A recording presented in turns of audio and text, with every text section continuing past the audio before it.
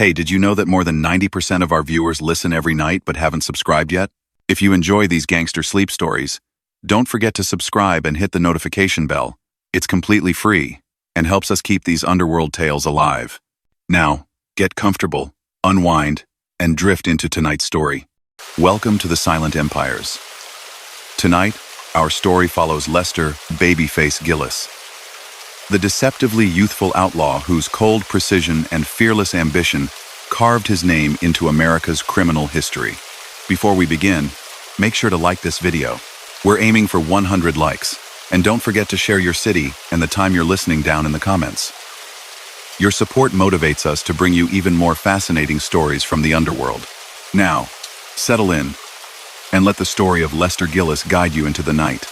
He was born in Chicago on the 6th of December 1908, the son of immigrants who labored and kept a tight household.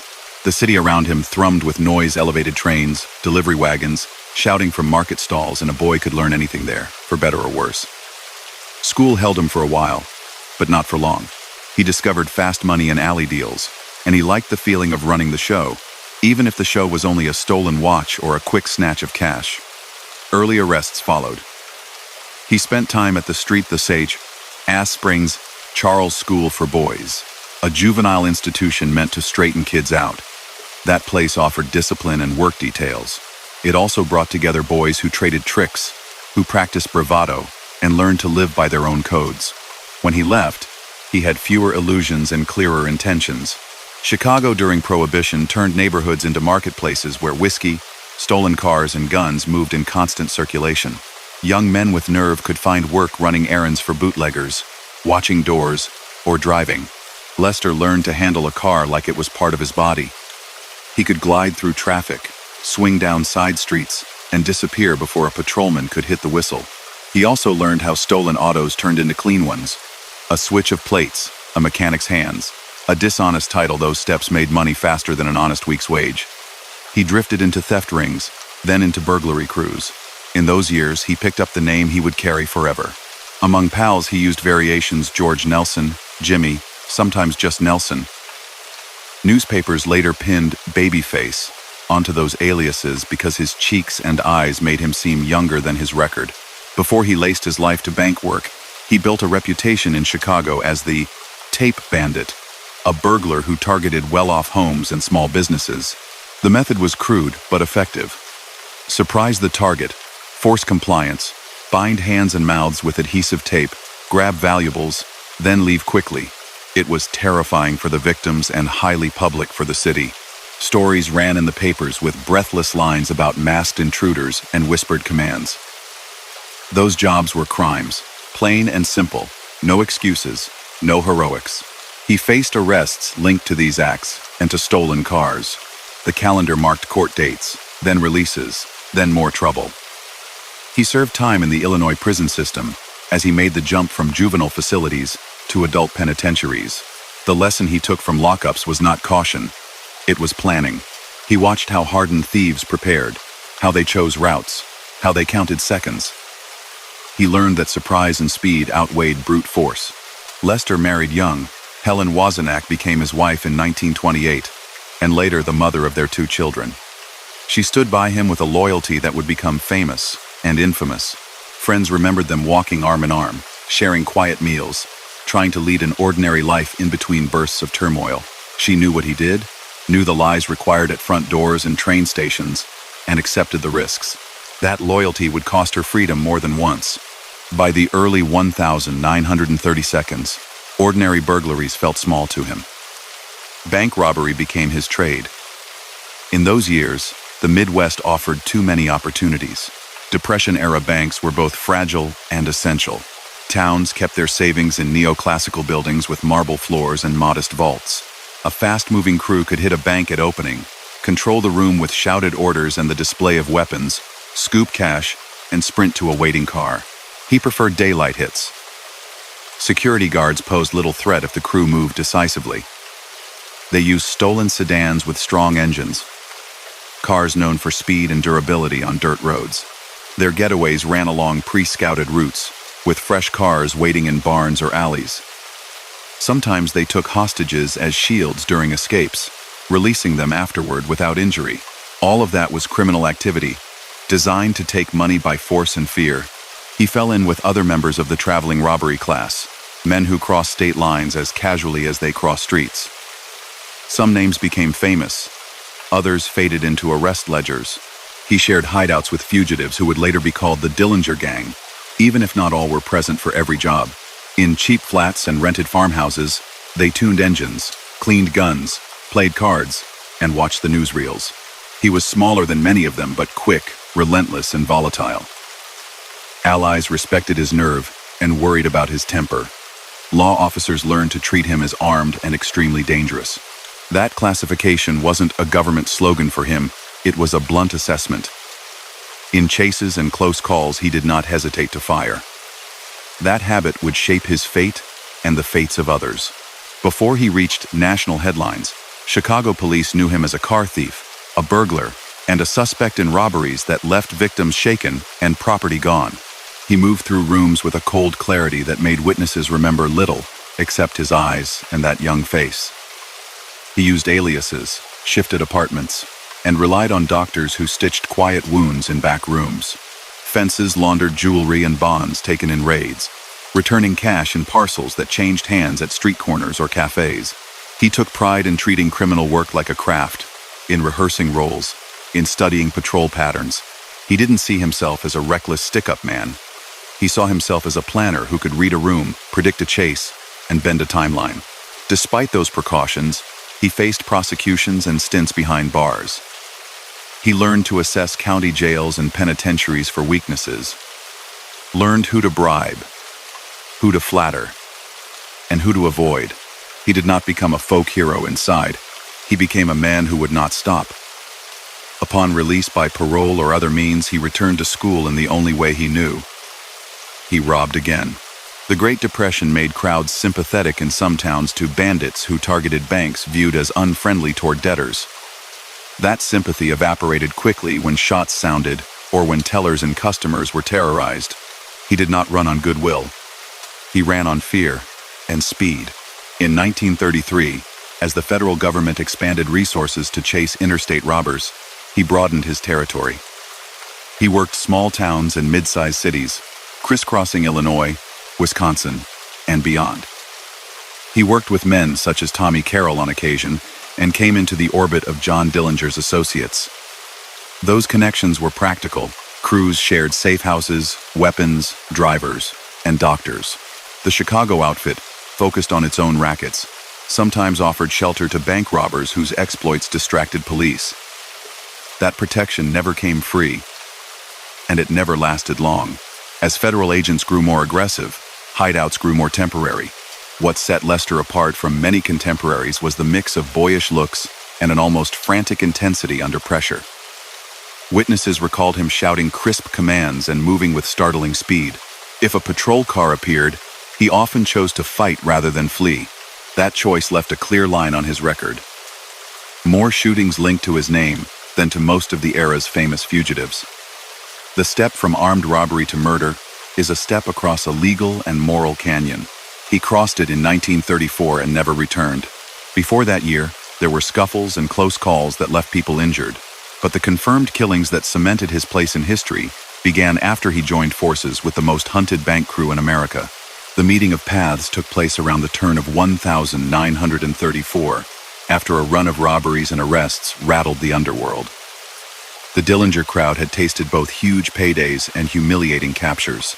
They needed fresh cars, new drivers, and a man who didn't freeze when sirens closed in. Lester fit that description. He also craved bigger stakes. Together they planned jobs that would make news across the Midwest. Those robberies involved heavy firepower, stolen vehicles, and routes mapped down to fence lines and creek crossings. Quick communication was done through lookouts posted on main streets and in hotel lobbies. The criminal world had its own logistics network, and he knew how to use it. He cultivated a partnership with a West Coast criminal named John Paul Chase, a quiet Californian who would become his closest sidekick. Their bond formed out of shared work and mutual trust, the only kind that mattered in their line. Chase could drive, shoot, and hold his tongue. Later, when newspapers put the two names together, it wasn't just for color. They were a team, one that would ride together at the very end. By spring of 1934, the heat on all of them intensified. Newspapers splashed photos of Dillinger and his cohorts on front pages.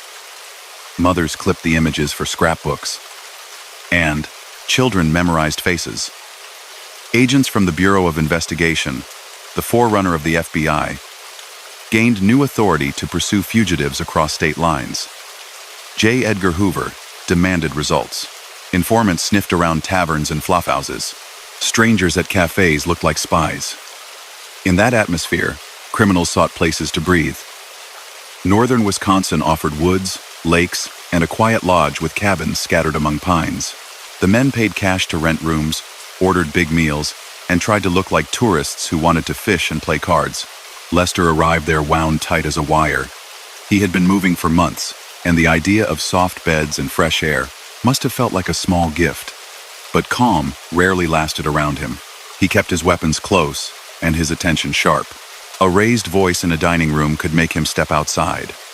He had learned that one unknown face could end everything. Caution didn't mean restraint. Even in rest, he was restless. He took walks down gravel roads, looked at license plates on parked cars, studied the lodge layout.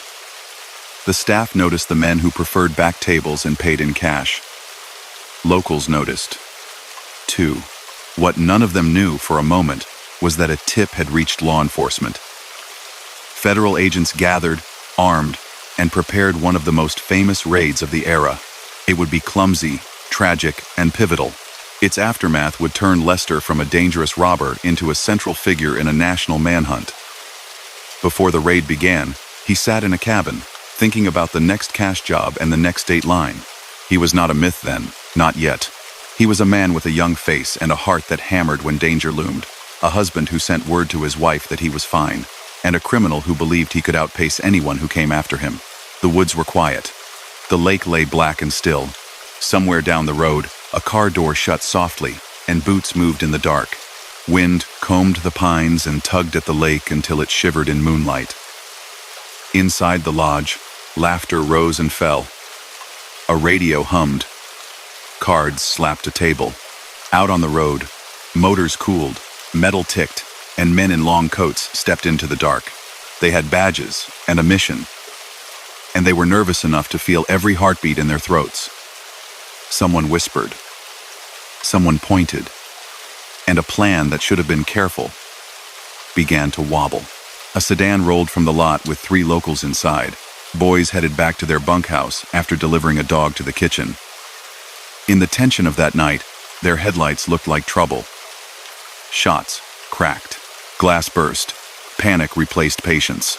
Inside, chairs toppled, boots thudded on wooden floors, and doors flew open to the woods.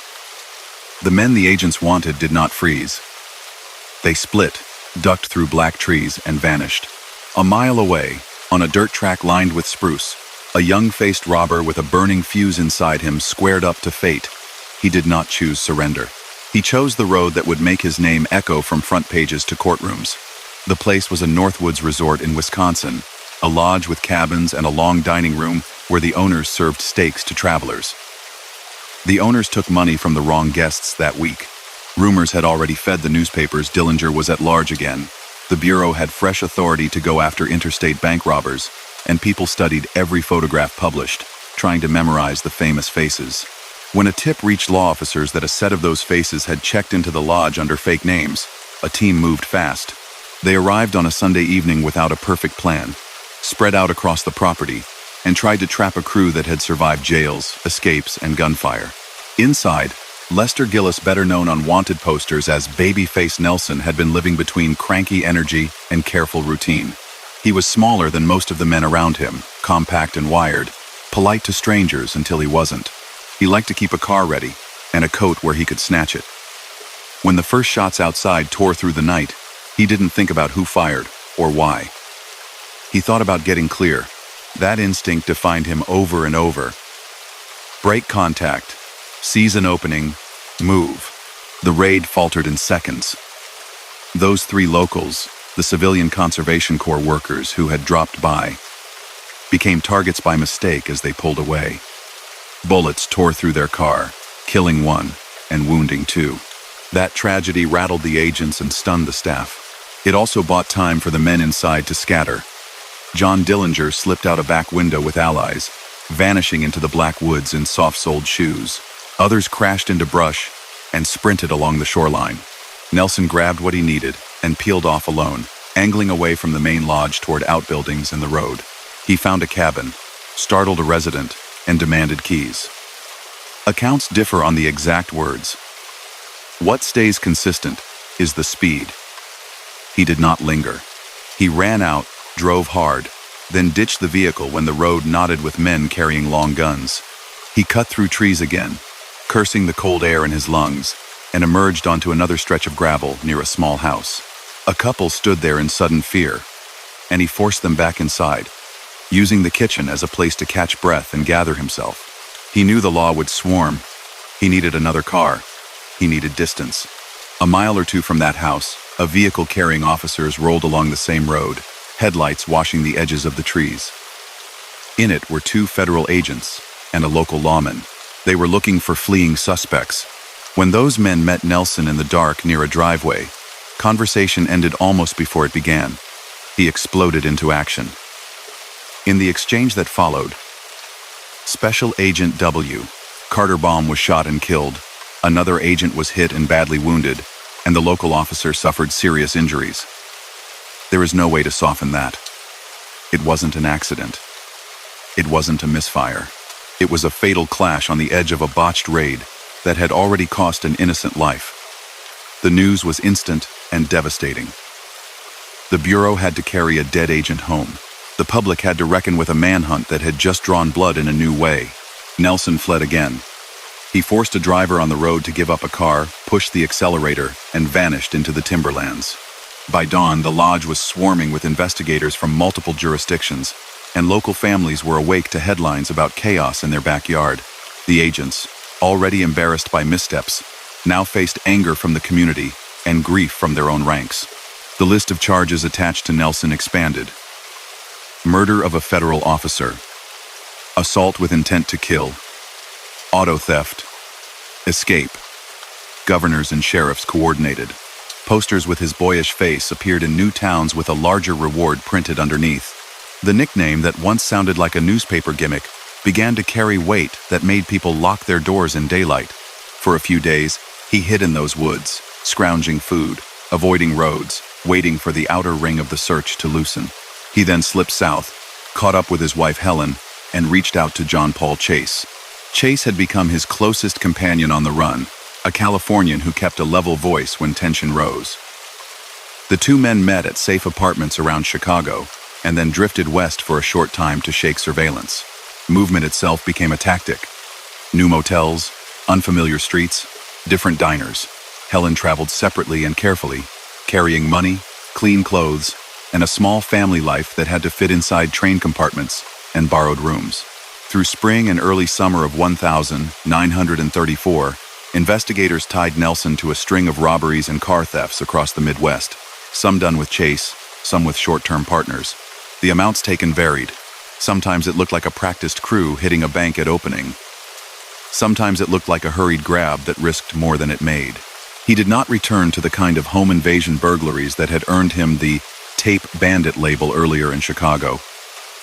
Banks remained his focus because banks meant cash, fast exits, and the chance to stay a step ahead. The Bureau tracked those hits with lists on chalkboards, drawing lines between dates and sightings, building a map of a man who refused to slow down. Meanwhile, Washington responded to the Wisconsin debacle with pressure and resources. Officials pushed for tighter training, better coordination, and clearer command in the field. Melvin Purvis, the square-jawed face on many of the Bureau's efforts in the Midwest, took heat for the raid, even as he pushed forward. The agency hardened. Arrests began to pick up across the region. Rented farmhouses where fugitives had once lounged became traps. Doctors who had stitched wounds in basements sensed the danger of helping the wrong patient and closed their doors. The net didn't tighten evenly, but it tightened. Nelson rarely tried to hide for long. He liked action, and it showed. Witnesses remembered him as brisk and forceful during robberies, impatient with stalling, furious at surprises. He moved with the jittery certainty of someone who believed that speed solved most problems. That very trait, which had carried him through close calls, kept drawing trouble. He would decide to change cars rather than wait. He would cut a corner rather than circle a block. He would force a choice when others wanted to slip away. In those months after the lodge, that pattern left behind more shell casings than smart thieves prefer, and more terrified victims who could later describe him to police. To keep money coming and families sheltered, the wider circle of Dillinger associates traded information and shared safe houses. They passed word of officers who could be bribed and roads to avoid. But friendship in that world had limits. After the raid, cracks widened. Some men had had enough and drifted toward quieter states. Some were captured. A few began to talk under pressure. Drawn lines on blackboards turned into raids in Milwaukee, St. Paul, and Chicago. Signals once trusted like a porch light left on or a curt note under a cafe sugar bowl began to feel risky. Staying alive meant assuming that everyone was watching and that many would betray to save themselves. Nelson navigated that vortex with a stubborn core. He trusted Chase and Helen. He didn't trust many others. He pared down conversations, kept meetings brief, and moved cash through hands that had served him well before. The outfit in Chicago, focused on gambling and liquor and local control, saw bank robbers as useful distractions when it suited them, and liabilities when heat rose. Whatever protection he had there was thin. He knew it. The legal landscape around him changed, too. New laws gave federal agents clearer power over interstate bank robbery and the possession of certain weapons. Newspapers translated those laws for readers with bold headlines and simple phrases. Crossing a state line after a robbery now meant the case could spread from county courts to federal courtrooms. Nelson, who had already given the government Wisconsin murder counts to pursue, found his world narrowing. Every move now risked another set of charges that would follow him no matter where he ran. In July, word of new headlines swept Chicago. Agents had boxed Dillinger in outside a neighborhood theater. People pressed against police lines and cried out as bodies were carried to cars. That night changed the underworld's mood in an instant. The most famous face of the era was gone. The shock rolled through cheap rooms, hotel lobbies, and corner taverns. For Nelson, it meant two things at once. First, a friend and sometime partner was dead, and the shared network that had provided cars, hideouts, and momentum took a hit. Second, focus shifted. With Dillinger no longer the headline, the government and the press had room to point their bright light at other names already written in big letters on arrest warrants. He kept moving. He and Chase rode out to the edges of cities to scout banks and roads. They watched security routines and studied the rhythms of small towns, looking for opening hours and guard shifts. None of that is presented here as cleverness to admire. It was criminal surveillance intended to take money by force. Sometimes they walked away from a target, unsettled by a stray police cruiser. Sometimes they tried and fled halfway through when sirens rose faster than expected. The robberies they did complete added to a list that prosecutors would bring up again and again in documents and in court. Every newspaper story about him came with a photograph that made readers pause. The smooth face, the slight smile that looked more like strain than warmth, the compact frame. Teachers would point at his picture in class and warn students about easy money and drifting into crime. Families clipped those articles and jammed them into drawers with other clippings about food prices and drought. Meanwhile, his own family tried to live in the space between all that paper. Helen moved like a shadow, using trains and back doors, meeting her husband in safe rooms when she could, returning to cover when she had to. That devotion kept him going and made her a target. She would face arrests and questioning, face the weight of a last name written in bold type. Nothing in those months was quiet for long. Roadblocks popped up on routes that had been empty the week before. An argument in a boarding house hallway could bring the police to a door faster than anyone expected in a poor neighborhood. Once, when a stranger stared in a coffee shop, Nelson cut short a meeting and drove 3 towns over just to sleep without that pair of eyes in mind. He slept poorly anyway. Paranoia wasn't a disorder for him then. It was a survival tactic. Sometimes it saved him. Sometimes it brought him near a disaster as he overreacted and made noise. The Bureau adjusted its face after the Little Bohemia disaster. Agents practiced together more often, checked their communications, and tried to avoid the kind of confusion that had turned the lodge raid into a cautionary tale. They also put new money on the table. Rewards increased. Photos were updated. Advisories went to hotels, garages, doctors, and undertakers. In some towns, the posters stayed up even after the paper yellowed, because people wanted the faces where anyone could see them. The poster with Nelson's aliases George Nelson, Jimmy Johnson, and others made it clear that he answered to many names and to none. He hated that poster. He took one down once, crumpled it, and burned it in a metal trash can behind a building. That act changed nothing. More posters went up. More men and women memorized his eyes. His response to pressure, as always, was to lean forward rather than step back. He added distance to his routes.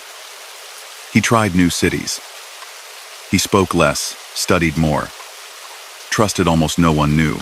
The list of crimes attached to him by investigators, bank robberies across several states, theft of motor vehicles, assault on officers, the murder at the Wisconsin road sat on desks as a reminder of why the machine kept turning. He had been on the wrong side of the law since boyhood. In 1934, after the lodge and the road and all that followed, he crossed from dangerous to relentless in the public mind. That image wasn't the product of storytelling. It was the result of bodies buried and money taken. He still visited his wife when he could, still spoke softly to her in hotel rooms and flats, still tried to create little pockets of ordinary amid the constant sprint. But the distance between him and ordinary life grew wider with every robbery and every confrontation. The young face on those posters didn't make him less lethal. It only made the contrast sharper for anyone who met him in a doorway or at a teller's window. The summer faded. The Midwest baked under heat, then cooled, and harvest came in quietly in fields, far from any city desk. In apartments and farmhouses alike, people told each other they'd heard he was near, always near, on some road not far from home. Not all those stories were true. What stayed true was simple.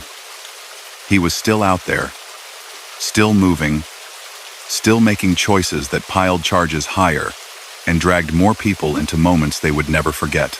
Autumn settled in with a thin light over the Midwest. Fields turned to stubble, and smoke from coal furnaces drifting low over streets. He moved through that season like a man being pushed by the wind, never quite stopping, always checking mirrors. He had made himself impossible to ignore.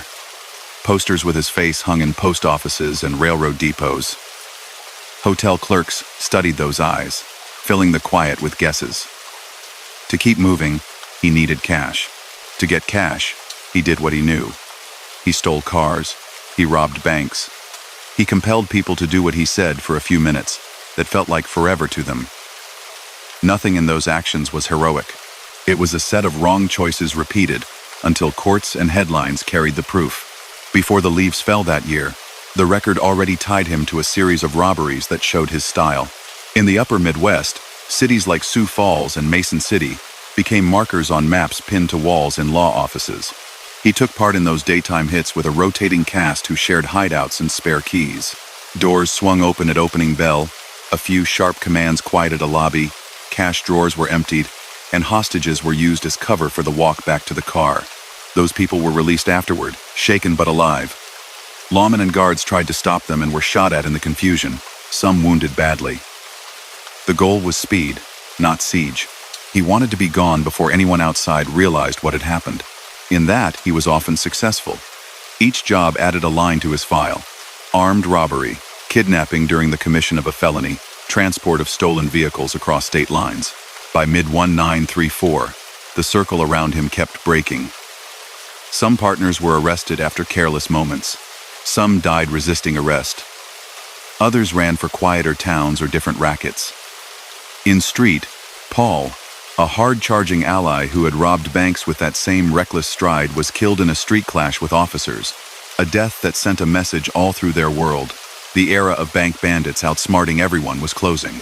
The lodgings grew smaller, the alliances thinner. He still had John Paul Chase, steady-handed and loyal, and he still had his wife, moving in her cautious arc, carrying money, clothes, and a private determination that outlasted each safe room. The government altered its face as the year pressed on. The Bureau of Investigation put structure where there had been improvisation, gave clearer authority to chase fugitives across borders, set up teams with better lines of communication, and brought in agents from Washington to help the Chicago office. The training sharpened, the language hardened. After the July night when John Dillinger fell outside a movie theater, and after an October shootout in an Ohio field that left another notorious fugitive dead, attention narrowed to the name the posters used for Lester Joseph Gillis. He was labeled Public Enemy Number 1. The title was a blunt headline device, but it carried force. It meant he had the full focus of a government bureaucracy that had tasted embarrassment and now wanted clean victories. The poster didn't change his habits. It amplified the consequences. He stole sleek sedans because they were quick and tough on rutted roads. He swapped plates. He did not linger on main streets. He liked to travel at first light or in the last gray of evening. Those were tactics, not codes, and they served no one to imitate. They were choices inside a life already bent toward crime. He held to certain rules inside that line. Keep his wife out of sight, avoid chatter with strangers, pay cash, trust few. But a restless current ran under everything. Patrol cars made him tense. A glance from a stranger could change his route. He was, by that fall, a man who had lived for years in surge and retreat, which meant he always leaned toward surge. From August to November, sightings dotted newspapers, a face seen in a cafe, a couple matching Nelson and his wife in a boarding house, a fast-moving car blasting past a roadblock. Some reports were false. Others were close but missed by an hour. A few were dead on. The Bureau chased rumors while trying to build a net that did not rely on chance. Agents visited garages, questioned dealers about fresh bullet holes, and kept lists of license plates stolen from small towns. State troopers were briefed on how he moved and how dangerous he was. Local officers were warned to call for help rather than charge in. Officers who ignored that advice did so at grave risk. He had already proved on a dark Wisconsin road that he would meet pressure with deadly force. The emotional landscape around him twisted into something brittle. He spent quiet hours with Helen in rooms that had bare walls and thin curtains, trying to pretend they could read the paper and plan a meal like other couples. Those minutes never lasted. A sound in a hallway could end them. Friends from before drifted away, tired of the pace, frightened by the heat on his name. He answered that loneliness by working. Some bank jobs in those months were sloppy because of speed and worry. Others bore his raw precision. He studied a block's pattern, rehearsed commands, mapped exits. Victims later recalled a man whose voice was firm and whose temper flared if anyone moved slowly. That control did not make him admirable. It simply made him feared. He did not confine himself to banks. He took cars at gunpoint, sometimes in daylight on city streets. Drivers told stories afterward of a polite tone that flipped to threat when they hesitated. He forced them out or told them to ride for a few blocks, then dropped them off unharmed. Those acts added more counts. Robbery, assault, interstate transport. They left a trail of witnesses who could describe height, hair, eyes, voice, and manner. In a different life, those details could have been compliments. In this one, they were exhibits. Money flowed in and out quickly. It bought rooms, food, gas, medicine for minor injuries, and help from people who would not lift a finger without cash. Sometimes it went to lawyers, sometimes to doctors who kept quiet. There were no savings accounts, no investments, no nest egg. Each dollar extended the run by a day or a week. Each job increased the odds that the next day would end with sirens and a closed door that wouldn't open again. That's how it is when crime becomes routine. The calendar fills with near misses, and the law grinds forward faster than rumor. When October closed with the shooting of a famous Oklahoma bandit on a hill above a cornfield, newspapers ran double bars beneath the headline. The Bureau had momentum. Hoover's office released confident statements. In Chicago, agents stepped up hotel canvases and watched suburban roads used by commuters and fugitives alike. They posted men near train stations and airport gates. They checked boarding houses favored by working couples. They did not trust luck. They worked lists. He felt that pressure. He made fewer visits to the city's core and more loops through the ring of suburbs and farm roads northwest of Chicago. That region offered a mix of forests, gravel shoulders, and quick access to the city if needed.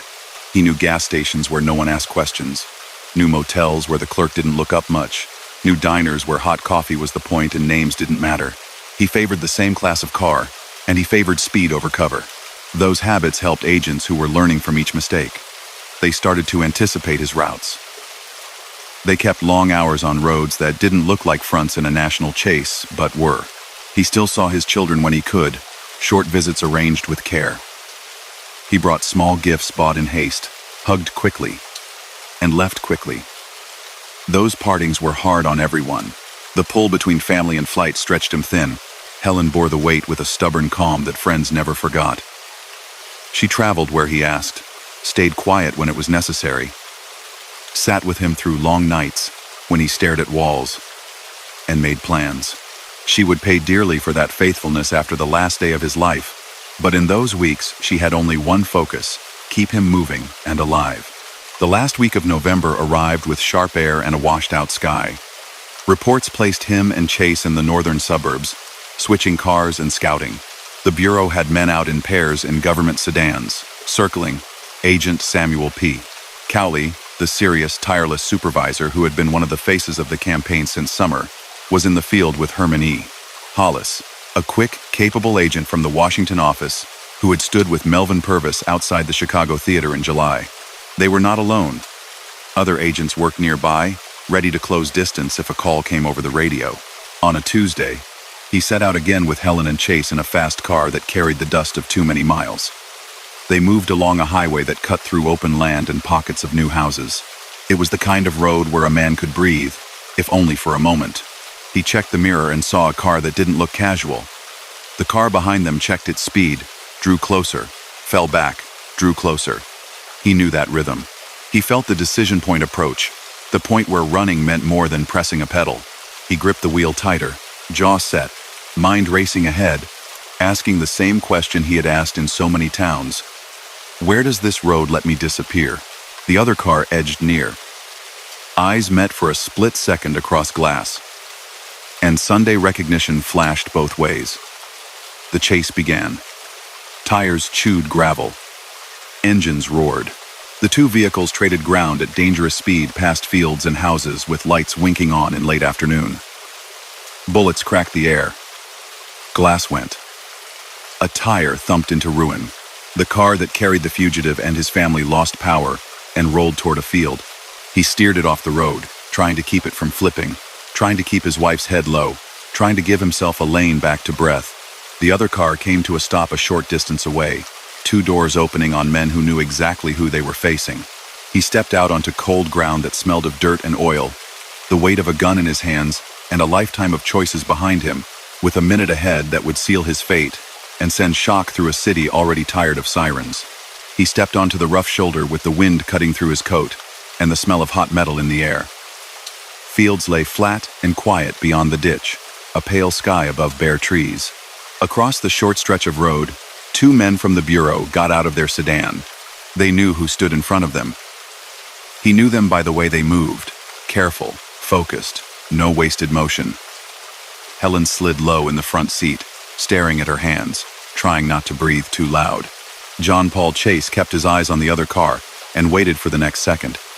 There was no speech that could change what came next. Years of robbery and flight met years of investigation on that roadside northwest of Chicago. The clash was fast and final. Shots cracked back and forth, dirt leaped, glass fell in little bright pieces. A tire went, a coat sleeve tore. Drivers passing far down the road braked and stared but didn't stop. The agents, Samuel P. Cowley and Herman E. Hollis, were hit in the exchange and went down. They had chased bank crews across states for months and understood the risk of closing distance on this man. That afternoon, the risk became reality. He and Chase were hit too, bullets finding arms and the body, wounds that sapped strength with every heartbeat. Helen kept her head down and waited for the shooting to stop. It did, not with triumph, not with speeches, only with ringing ears and a sharp quiet over cold ground. Chase looked at him and saw the truth of it. He was hurt badly. Their car was a ruin, steam hissing, radiator struck, glass gone, people in nearby, houses stayed inside, phones already off the hook as calls went to local police. He made a decision that fit his entire life. He refused to give in on that spot. He pulled himself into a different car seized from frightened motorists who survived physically unhurt, and he told Helen to drive because he no longer could. Chase climbed in as well. The three of them rolled away from the scene with the engine complaining and the road ahead a blur. Behind them, agents lay on the ground, and help already sped from towns that had learned to jump when the Bureau called. That afternoon became the Battle of Barrington in headlines, a phrase that would stick to maps and memorials. The two federal agents had done what they were sworn to do. They confronted an armed fugitive who had been charged on paper and in public with a long list of violent crimes. Both were mortally wounded at that roadside. Hollis died not long after the exchange. Cowley fought for hours and succumbed later that day. The Bureau would mark their names in ceremonies and on plaques, hold funerals that drew lines of cars, and write letters to their families with words that tried to carry weight that no words can carry. The community around them felt the loss hard. They had watched the summer and fall turn into a rolling campaign against bank bandits. Now 2 of the men who led that campaign were gone. On the run again, he leaned back in the seat and pressed a hand against the worst of his wounds. He was bleeding internally, growing weaker minute by minute. There was no going to a hospital. No clinic would take him without calling the police. No doctor could be trusted unless the doctor had already been paid for silence. He told Helen to head for a friendly door in the northern ring of Chicago, a small house where he believed he could get a bed, a blanket, and a little time. They reached it with the car wheezing and lights coming on across neighborhoods preparing for supper. Friends opened the door and saw a man who had come through years of chases and prison gates now barely able to stand. They carried him inside. He asked for water, for quiet, for Helen to sit near, for Chase to take a breath. He knew the odds. He had buried too many men not to know what these wounds meant. Even then, he didn't talk about surrender, didn't ask anyone to call the law. He wanted 1 more hour. He got it, and not more. In the early dark, with his wife's hand in his, Lester Joseph Gillis, known across the country as Babyface Nelson, died from the injuries he had received in the Barrington firefight. No drama, no last attempt to run. Just the end of a long collision with the law. The people in that small house were faced with a choice no one would envy. Keep the body and face a siege, or move fast, and avoid being found inside a place that would become a crime scene. They chose to take him away. They wrapped him, carried him back to the bullet-riddled car, and drove through side streets and quiet avenues to a cemetery on the edge of the city. There, near a fence line under bare branches, they left him. It was a cold, hard act born from fear and the need to vanish. Helen wasn't abandoning her husband in any moral sense. She was enduring the last consequence of the life they had chosen. Then she, Chase, and the others disappeared into the urban maze. Morning brought the discovery. A body by a cemetery made police lines move and reporters sprint. Identification came quickly. That young face in photographs had aged in a day, but it was unmistakable. The Bureau confirmed what the city had already guessed. Public enemy number 1 was dead. That label had been stamped on his name only weeks before, after a string of robberies and shootings that culminated in the Wisconsin killing of Special Agent W. Carter Baum, and then months of narrow escapes. Now the campaign shifted from the man to his circle. J. Edgar Hoover's office released a statement that sounded both stern and relieved. Agents fanned out to secure the site and to follow every thread that might lead to the remaining partner who had traded shots at Barrington. The funerals for Cowley and Hollis unfolded with somber precision. Ranks of agents and local officers stood wire straight, hats under arms, families at the front. Wreaths banked high near the caskets. Newspapers tried to fit all of it on the page: biography, duty, a final act on a roadside, and still failed to capture what those losses meant to the people who had worked beside them. The Bureau used the moment to underscore the new shape of federal law enforcement: coordinated, assertive across state lines, relentless when faced with violent fugitives. It had learned painful lessons at Little Bohemia. It now showed a different posture. Those ceremonies closed a chapter that had started in the Northwoods months earlier and had unraveled across half the Midwest. Helen didn't hide for long. She had been through raids, arrests, and long nights, always choosing loyalty to a husband whose life had turned into a moving target. After Barrington, she found herself the subject of posters too, not for robbery but for harboring and aiding a fugitive. She turned up soon after, taken into custody and charged under federal law for sheltering a man the government had placed at the top of its wanted lists. Courtrooms are never kind to the loved ones of notorious men. She faced a judge, listened to charges that read like a list of all the lodgings and rides and quiet errands she had made possible, and accepted the penalty. She served time about a year in custody before returning to a quiet life, forever tied to a surname that followed her like an echo in every new town. Chase fled west. He had grown up in California, knew the coast, and trusted that distance might save him where speed could not. It didn't. Within weeks, he was arrested near San Francisco after a brief confrontation that ended without bystander bloodshed. He stood trial in federal court in Chicago for the murder of Agent Cowley and for his role in the interstate crimes that had filled headlines. Convicted, he received a life sentence. He would become one of the inmates moved to the new high-security federal prison on Alcatraz Island, a place built to hold the hardest cases captured during this same period. Years later, after decades inside, he would be paroled and live out a quiet end, far from the roads where he and his partner had once driven too fast for comfort. The killing of federal agents at Barrington solidified the public's view of Lester Gillis as a gunman who chose combat rather than surrender when cornered. That view wasn't a myth born of cinema. It was supported by records and bodies. His criminal history traced back to his boyhood in Chicago, through the tape bandit burglaries, car thefts, and early robberies, then into the full daylight of organized bank hits across the Midwest. He used threats to force compliance, carried weapons in every town where he worked, and often shot his way out when officers appeared. The Wisconsin murder of Agent Baum, after the botched Little Bohemia raid, had already marked his file with a red line. Barrington drew two more. Judges and juries didn't need to imagine his danger. They could read it. After his death, investigators and reporters tried to map every major crime with his name attached. The list covered banks in Sioux Falls and Mason City early in 1934, where he worked alongside men linked to the Dillinger Circle. Witnesses described him as the smallest in stature among his partners, but the quickest to act. In those robberies, guards and officers were shot and injured. Hostages were used to get out the door when necessary and released after the escape, shaken but alive. He stole cars often, sometimes 2 or 3 in a week when the heat rose, and moved those vehicles across state lines, making what had once been local cases into federal matters under new laws, passed to deal with exactly this brand of crime. He confronted officers in alleys and on roads, threatened civilians to seize vehicles, and left a scatter of spent shells and broken glass in his wake. Police files also included episodes less famous but important in understanding the full arc of his life. He had been arrested as a teenager for theft and fought his way through juvenile institutions that toughened rather than softened him. He had played a role in Chicago's underworld beyond banks, working with car theft rings and burglary crews before graduating to bigger targets. He had used aliases with discipline, changing names and handwriting to keep registries and hotel books confused. He had sought protection from organized crime figures in Chicago when it suited both sides, and he had paid for that protection in cash and favors.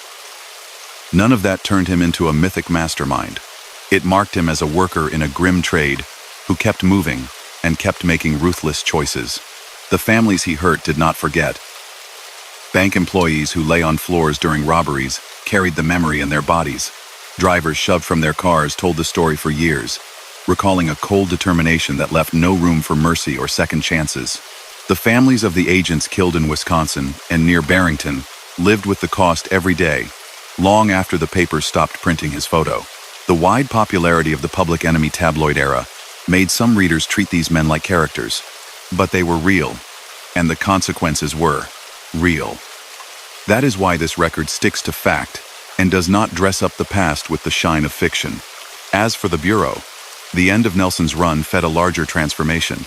The lessons from Little Bohemia, where confusion, bad communication, and a tragic misidentification led to a civilian death, and the loss of an agent pushed the agency to change training, tighten command, and insist on clearer rules of engagement. The pursuit and killing of other notorious fugitives that same year reinforced that shift. By the following summer, the Bureau would get a new name, the Federal Bureau of Investigation, and a place inside American life that would remain for generations.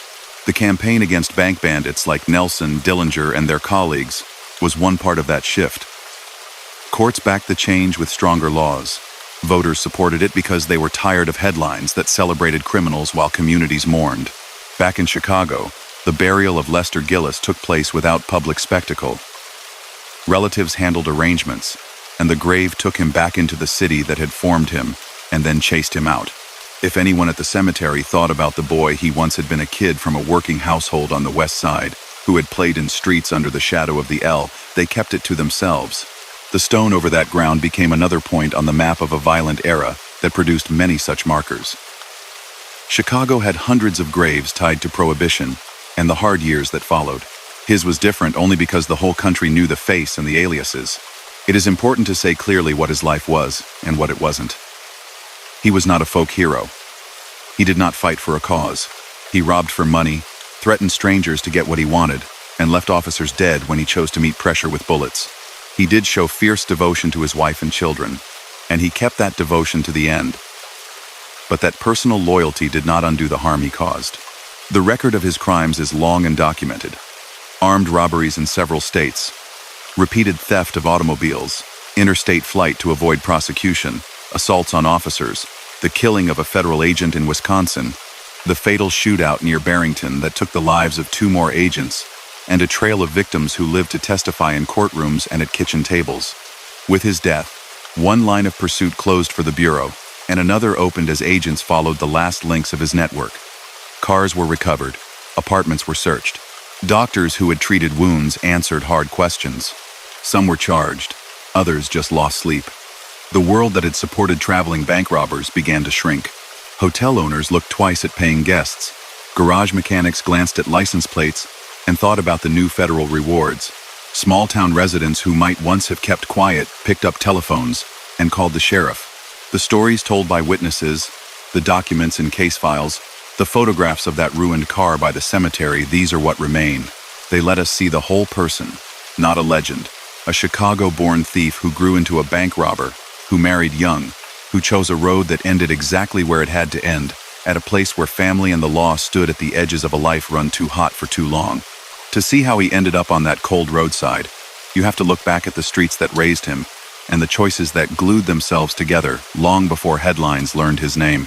Chicago, in the 1,910 seconds and 1,920 seconds, was a city that didn't sleep much. Elevated trains rattled past windows. Kids played stickball in alleys.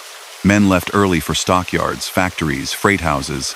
Lester Joseph Gillis grew up in that noise, the son of hard-working immigrant parents who kept the house strict and steady. He ran fast, learned fast, and liked the rush of getting away with small stunts. A borrowed bike, a watch lifted from a pocket at a corner store, a wallet gone missing near a streetcar stop. Those first steps weren't clever, just risky. Arrests followed. He went to the Street Charles School for Boys as a teenager, the kind of place meant to correct a boy's path. It taught him structure, but it also taught him who among the other boys could plan, who had nerve, who knew fencemen and getaway drivers. He left with fewer illusions and with contacts that would matter later. Back in the city, he found that Prohibition had turned every second doorway into a cutout between legitimate business and the shadow economy. A young man could drive liquor, run errands for gamblers, guard a back door, or learn how to make a stolen car look clean. He liked cars from the start. He learned the feel of an engine that could take a beating on rutted roads and still deliver speed. He learned to swap plates. He learned to keep his head when a beat cop glanced at the windshield a second longer than felt normal. The street taught him that quick decisions often made more difference than big plans. That lesson would carry him for years, and it would wreck him in the end. He married Helen Wazenak in 1928. They were young. They loved each other in the way of people who believe the world can be bent to their will if they hold on tight enough. They had 2 children not long after. Between runs born out of trouble, he tried to live small with her quiet dinners, a rented room with a view of rooftops, walks where they talked about things that had nothing to do with sirens. But money always ran short. Honest work didn't hold his attention. Speed did. By the turn of the 1,930 seconds, he moved from petty theft into robberies that made better copy for the city papers. Reporters began using a label for a burglar who tied hands and mouths with adhesive tape during stick-ups at shops and private homes. They called him the Tape Bandit, and the name caught on. Those crimes were wrong, plain and simple. He and a crew burst in, ordered people to be still, bound them, took what they wanted, cash, bonds, jewelry, and left. Victims were left shaken and ashamed that locks and routines had failed them. Police chased leads as best they could, but fast men in fast cars often slipped the noose. Each job bought him a stretch of calm, and a longer list of charges waiting to be matched. Arrests came anyway. In 1931, after a sequence of robbery cases and car theft counts, he landed in the state prison system, Joliet and Stateville, where the walls were high, the days quiet, and the talk in the yards full of plans and boasts. Prison didn't reform him. It hardened intent. He watched how older thieves mapped a job down to minutes, how they chose escape routes, how they kept their mouths shut. He paid attention to who could be trusted for a few dollars and who would sell a name for a cigarette. When parole came in early 1933, he stepped out not with a resolution to go straight, but with the first moves of his next act already forming. That act took him west for a time. California had its own underworld, its own wide roads and small towns where a stranger could blend in. In the Bay Area, he met John Paul Chase, a quiet, steady Californian who kept his temper and didn't talk much. The two fit together as partners, one quick, volatile, relentless, the other controlled and loyal. They scouted banks in towns that felt sleepy, moved with caution, and struck when they thought the odds favored a fast exit. Lawmen later credited him and Chase with robberies in that region during late 1933. The accounts vary on dates and exact sums, but the pattern stays the same. Daytime entries, crisp commands, cash grabbed, frightened civilians left behind alive, stolen cars used to get back to safer ground. He drifted back to the Midwest in early 1934, as the country's most famous bank crew hit a stride that had every newsroom hungry. The men the press called the Dillinger Gang lived in a string of rented apartments and farmhouses, carrying their habits with them from state to state. He fell in with several of them, not because of hero worship, but because their skills overlapped. Drivers who could coax power out of a heavy sedan, planners who understood small-town routines, gunmen who didn't freeze when a squad car appeared around a corner. The pairing was practical. It gave him bigger targets and better support. It gave them a man who could keep his nerve when the plan wobbled. Early March brought 2 robberies that became part of his core record. On the 6th of March, 1934, a bank in Sioux Falls, South Dakota, was hit in daylight. A week later, on March 13, Mason City, Iowa, saw a similar raid. In both jobs, witnesses described a compact man who moved with urgency, barked orders, and didn't hesitate when an unexpected sound came from the street. Guards and officers who tried to block the exits were shot and wounded during those escapes. Hostages were taken as moving cover to reach the curb and released afterward. Those scenes added serious counts to the ledger. Armed robbery, kidnapping during the commission of a felony, assault with deadly force. The amounts taken were large for that time, enough to keep fugitives fed, sheltered, and mobile for weeks. He was not the only man who preferred the morning bell to midnight shadows. The period produced several gangs who worked in similar ways across the Midwest, names like Van Meter, Hamilton, Pierpont, Makeley, appearing in stories as often as they appeared in arrest logs. The common thread was speed. Those crews trusted that a trained driver and a strong engine could outrun the loose coordination of county sheriffs and city police. That assumption started to fail in 1934, when the federal government asserted broader authority. The Dyer Act, on the books since 1919, let agents pursue stolen cars across state lines. New bank robbery statutes passed in 1934 gave federal officers clearer jurisdiction when National or Federal Reserve member banks were hit. Radios in cars helped local police alert neighboring towns in minutes rather than hours. The window for a clean escape shrank. In April 1934, he looked for rest and found catastrophe. The Little Bohemia Lodge in northern Wisconsin sat beneath pines that smelled like rain. A place that should have been quiet and anonymous. A team of agents moved in after a tip. Shots fired at the wrong car set panic loose. Fugitives slipped into the woods. Minutes later, on a rural road not far away, he clashed with men searching for escapees. And Special Agent W. Carterbaum was killed. An agent and a local officer were badly wounded. There was no walking back from that moment. The government had a dead man in its ranks, and a name to attach to the shot that ended his life. From that day on, every move the Bureau made around the Midwest pressed harder. He didn't fold under pressure, he accelerated. He robbed again to keep cash moving. He swapped cars, shifted addresses, and leaned on the network of hideouts that had supported bank crews for several seasons. But the ground kept giving way.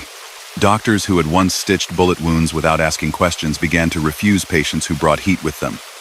Hotel clerks watched travelers closely when reward posters went up with fresh photographs. Gas station owners took down plate numbers of cars that came in hot. He stayed with Helen when he could, kept meetings short, and pushed on. Fear showed up sometimes in the late hours, but by dawn it had turned back into forward motion. The summer put the spotlight on someone else for a moment. John Dillinger fell outside a Chicago theater in July, and the shock traveled fast. Crowds gathered. The Bureau touted a win, but success brought a shift in focus. With the most famous name crossed off the list, the government turned its strongest light on the man whose file already included a dead agent in Wisconsin and a series of robberies scattered across the map. He earned a label the papers loved and the Bureau used sparingly. Public enemy number 1. The number meant nothing to him tactically. It had a brutal logic in offices and courtrooms. It meant resources without hesitation and pressure without end. He tried to ride out autumn by sticking to suburbs north and northwest of Chicago, country roads where a fast sedan could still make a difference. The plan fell apart in late November near Barrington, where a running fight with agents Samuel P. Cowley and Herman E. Hollis turned deadly on both sides. He was hit badly. The agents died of their wounds. He was driven from that scene and died later the same day at a friend's house, his life finally outrun by the force it had tested for so long. The death closed a chapter that had taken shape from the first stolen items in Chicago alleys to the last exchange on that roadside. What the record shows across those years is a long string of crimes carried out with nerve and speed, burglaries that left people bound and terrified, car thefts that became federal cases when borders were crossed, daylight bank robberies in multiple states with guards and officers shot during escapes, kidnappings tied to hostages used as shields, the killing of a federal agent near Little Bohemia, the final shootout near Barrington that took 2 more agents' lives and ended his own hours later. These are not legends. They are lines in court files, inquests, affidavits, and the sober language of case reports. They tell a story of escalation that began with youthful disrespect for rules and ended with funerals that drew long processions. There were faces behind every one of those lines. Tell a teller to lie on the floor, and that person will remember the smell of dust for decades. Take a driver's seat by force, and that driver will listen for footsteps at night long after the car is replaced. The families of the agents lost in 1934 lived with absences that no policy change could fill. The community around places like Sioux Falls, Mason City, and the lakes of northern Wisconsin learned to close doors earlier, learned the cost of becoming a point on an infamous map. Even his own family bore a weight they hadn't asked for. Helen served time for harboring a fugitive after his death, then built a quiet life with the kind of discipline their younger years had missed. He moved through a particular American moment, the tail end of Prohibition, and the depths of the Great Depression, when quick money and fast cars tempted young men who didn't see a path to steady pay. Bankers had become symbols of a system people distrusted, a dangerous simplification that sometimes made communities appear soft on men who took from vaults. That sympathy dissolved when shots rang out and neighbors were threatened. Law changed because of that tension. In 1934, Congress strengthened statutes around bank robbery and kidnapping, clarifying federal jurisdiction. The Bureau, after missteps that cost lives, professionalized quickly better training, tighter field command, radios that linked offices across states. The pursuit of men like him forced those improvements and was driven by them in turn. The myths arrived later, soft-focused and wrong in ways that flatter and erase. Films and novels reshaped facts for story arcs, moved scenes around on a calendar, handed famous lines to the wrong faces. He shows up in those versions as a wild card. The compact man, whose youthful look fooled a room until a second too late. Some depictions are fair about the violence he chose. Others sand edges off to make him seem like a daredevil more than a robber, whose choices left people hurt or dead. The real record resists that polishing. It shows a boy who leaned into risk, and a man who would not back down when the choice was run or shoot, even when running might have kept him alive. If you list the people he worked alongside, you get a cross-section of the era's traveling criminals. Drivers with steady hands, burglars who became bankmen because banks meant cash that could be divided by nightfall, fixers who traded fresh cars and quiet apartments for money. He trusted very few. John Paul Chase earned that trust. and shared the run to the last day. Others drifted across his path in rooms that smelled like coffee and gun oil, then left for other crews or ended up in custody. A few died in small-town alleys that never reached national news, their names held now by families and county records. He didn't control those outcomes. He kept moving until the day movement failed him. When his body was found near a cemetery wall the morning after Barrington, the identification didn't take long. The face that had looked too young for the stories attached to it was known in every police station and post office. The announcement ran in cities and small towns. The man called Babyface Nelson was dead. The Bureau kept going, finishing cases against the people who had helped him, and tying up loose ends. Chase was captured in California in December, and later received a life sentence for his role in the killing at Barrington. He served many years, some on Alcatraz, before parole late in life. Helen served about a year for harboring and aiding, then receded from sight, living in the shadow of choices made in youth. Chicago, the city that forged him, absorbed the news and moved on. Children still walked past the same corners where he had pulled his first petty thefts. The L still rattled. Factory whistles still blew at dawn. In some drawers in the city, clippings with his photo yellowed next to receipts and family letters. In law enforcement classrooms, his name stayed on slides for a different purpose, to mark a time when federal authority expanded and local agencies learned new habits. The lesson taught itself. Speed without judgment becomes a trap. The man at the center of the story serves as an example of how a string of wrong choices grows heavy enough to pull everyone around it into harm. Looking back across the full arc, you see how straight the line runs. A boy who found a thrill in getting away with minor thefts became a teenage offender. Time at Street, Charles shaped him. He graduated to burglary. He gathered partners. He learned to drive better than most. He robbed banks. He crossed borders with stolen property. He raised a family while living a life that put them in constant danger. He killed a federal agent in Wisconsin.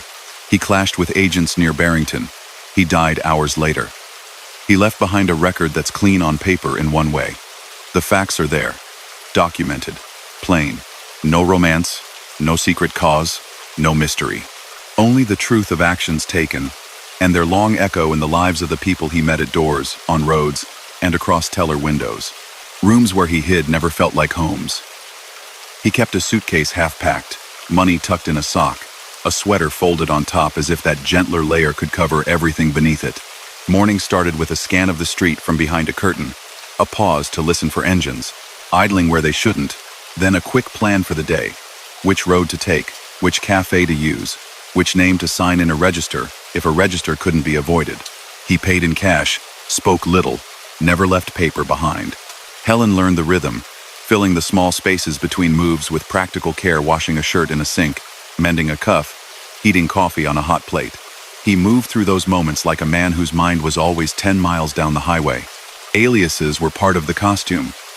George Nelson for a clerk who wanted a name on a card, Jimmy Johnson in a boarding house ledgers, sometimes just Mr. and Mrs. when a landlord didn't push. Photos on posters made those games harder. Hotel staff compared faces at desks. Conductors took a second look at a man who kept his hat pulled low.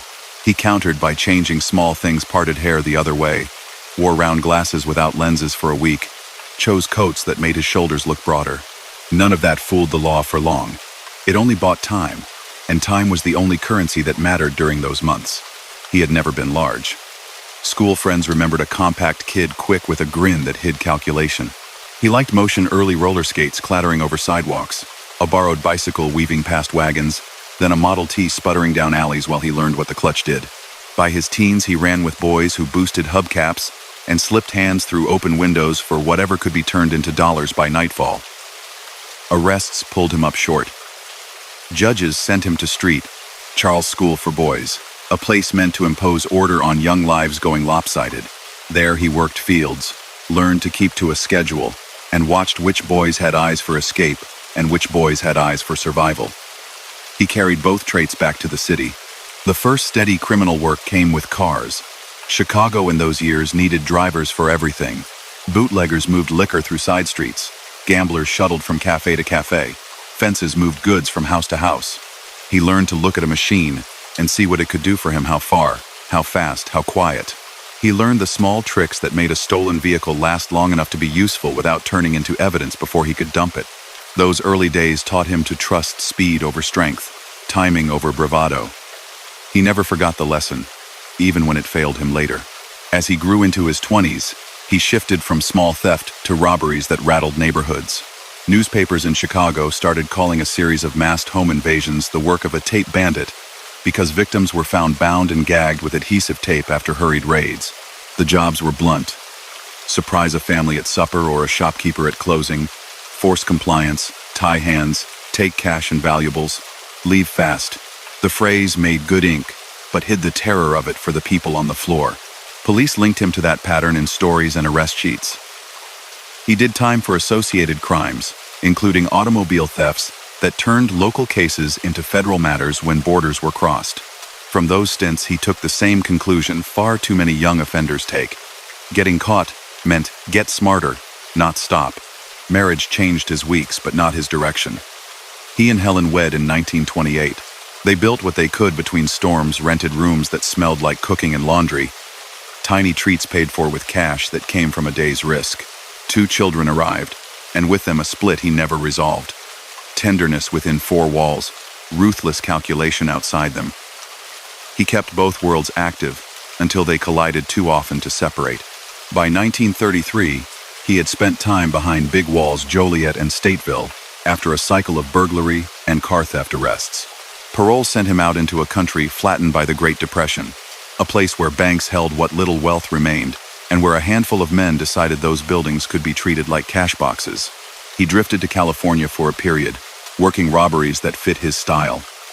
Early entries, strict commands, quick exits. There he formed the partnership that would carry to his last day. John Paul Chase had a driver's calm and a dry manner that cut through panic. The two built trust in the only way their lives allowed, through shared risk taken without complaint. He returned to the Midwest just as the nation tuned itself to names like Dillinger, Pierpont, Van Meter, Hamilton. Crews formed and split inside shabby apartments and rented farmhouses. Men swapping knowledge of guards' habits, bank managers' routines, and back roads that dodged town squares. He fit in with that traveling class. He wasn't the largest figure among them, not the most famous, but he was the most willing to push forward when others looked for a way around a problem. That trait made him valuable in daylight robberies that depended on rhythm. Enter. Dominate the room with a level voice. Collect. Exit. Vanish. It also made him dangerous in ways that even allies disliked. The hits at Sioux Falls and Mason City in March 1934 showed how he worked when pressure rose. Witnesses remembered a brisk tone, a furious flash when someone hesitated, and a compulsion to drive the situation rather than ride it. Police who tried to intervene were shot at and wounded in both towns. Civilians were briefly taken as shields in the run from the lobby to the curb, then released once the crew reached the car. The counts on paper multiplied, while the cash in hand paid bills and bought distance. The Bureau, newly energized by federal statutes that clarified its reach over interstate fugitives and bank robbery, put him on a list that would eventually top out with his name. Little Bohemia in April burned his name into federal files. The raid was a mess from the first minute's shots at the wrong car, confused signals, suspects scattering. Away from the lodge, on a road under pines, he met officers in a tense encounter that ended with Special Agent W. Carter Baum killed and 2 men badly wounded. Investigators did not forget that. From then on, any agent briefed to find him heard the same warning: do not assume he will surrender. That caution colored every move made by the Bureau through summer and fall. He kept to banks and cars. He avoided rackets that required fixed addresses or large crews. He sought temporary rooms and back alley mechanics who worked for cash and silence. He did not drink much in public, did not gamble where strangers congregated, did not court crowds. His temper showed itself only in work or when he felt cornered. Helen saw the other version, a man who softened when he handed a toy to a child, who whispered at night about moving to a place where they could breathe. Those whispers never found a map that worked. Every plan required money. Every effort to get money added to the danger. When Dillinger died in July, the underworld's balance shifted. Some men took the shock as a warning and drifted out of sight. Others hardened. He pushed on. The Bureau took the vacant spotlight and aimed it at him. Public enemy number one meant resources that did not run out, and attention that did not drift. Posters went up in more towns. Agents practiced together, carried radios, and moved in pairs through the northern suburbs of Chicago where he liked to circulate. They worked from lists rather than hunches, and compared notes in nightly briefings. That steady discipline closed gaps that once would have let him pass through unseen. The end on the Barrington roadside wrote itself into memory because it carried so much of his story in one compressed scene speed, refusal to retreat, a grim exchange that left federal agents dying, and him riddled with wounds he could not survive. He expired later that day in a borrowed room, his wife nearby, his closest friend helpless to change the outcome. If a person insists on reading meaning into that quiet, it is this. Speed and force may push the calendar forward, but they cannot halt the consequences waiting inside it. Afterward came the hard administrative work of closing a notorious file. The Bureau documented every robbery, every theft of a vehicle, every crossing of a state line after a crime, every assault tied to a bank lobby or a street corner, and the three most severe episodes, the killing of Agent Baum near Little Bohemia, and the fatal wounding of Agents Herman E. Hollis and Samuel P. Cowley at Barrington. Prosecutors stacked statutes on those incidents: murder, assault on federal officers, interstate flight, robbery of insured banks, kidnapping in the course of a felony. The counts could no longer go to trial against him. Death ends jurisdiction in that sense. They served instead as part of a record used in courts against associates and in training rooms for young agents. Helen faced her own reckoning. She surrendered to authorities not long after, charged with harboring and aiding a federal fugitive. Court papers named apartments, rides, and alias-laced registries where she had helped hide a man the government now portrayed as the most dangerous robber still at large that year. She accepted a sentence of about a year. People who met her later described a woman who spoke little about 1,934, held herself straight, and raised her children out of the public eye. She lived long enough to see the story shift from current news to history. Chase's path ran to prison. Caught near San Francisco weeks after Barrington, he was returned to Chicago to face federal charges. A jury convicted him of the murder of Agent Hollis. The sentence was life. He served many years, including a long stretch on Alcatraz Island, the federal system's symbol of hard time. Decades later, when parole finally came, he left quietly and stayed that way. Near the end of his life, he wrote a letter to the Bureau, acknowledging his part in a terrible year and expressing a late regret that had no power over the past. Law enforcement changed while chasing men like him. In 1934, Congress passed the National Firearms Act, regulating certain weapons that had turned many robberies into running battles, and a federal bank robbery statute that clarified jurisdiction over robberies at institutions connected to the federal system. Agents gained formal authority to carry arms and make arrests. Communications improved: radios in cars, teletype links between offices, standardized forms that made information shareable across states. The Bureau's name changed the next year to the Federal Bureau of Investigation. Those reforms did not begin because of one robber, but cases with his name on them pushed urgency. Banks changed too. Managers installed better alarms and heavier doors. Guards received training focused on preservation of life, rather than quick-a-draw heroics. Teller windows sprouted glass, vault time locks grew stricter, and opening routines shifted to reduce exposure. Communities learned to separate resentment of institutions from tolerance, for men who threatened neighbors to empty those institutions. Sympathy that had shaded some crowds early in the Depression evaporated in places where gunfire had rung through lobbies or roadsides had become memorial sites. The way he was discussed changed over time. During his run, papers leaned on nicknames to make sense of a chaotic era. Babyface, for his youth and compact build. A set of aliases that read like characters on a poster. Later accounts tried to strip away glamour. They emphasized what the record already held: robbery, assault, homicide without adornment. Films and novels grabbed pieces of the period and rearranged them for story, sometimes mapping lines rightly, sometimes compressing events into scenes that never happened. The more careful histories placed him in context: a Chicago-born offender who moved from petty theft to burglary to bank robbery, and who, when cornered, chose to fight in ways that left officers dead. That is the heart of it, not the soft focus of a nickname.